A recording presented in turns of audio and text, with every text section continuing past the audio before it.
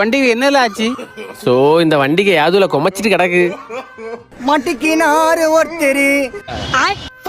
மாறுங்க. என்னத்த ஒன்னையும் காணல.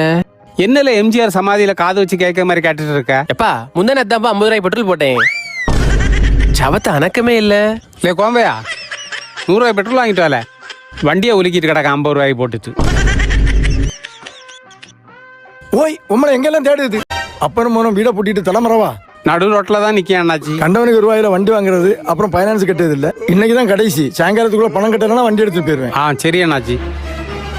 இந்த ஆளியா சத்தம் போட்டு போறாரு, என்னாச்சுப்பா? எனக்கு ஒரே டிப்ரெஷனா இருக்கு. ஐயே என்னப்பா டிப்ரெஷன்?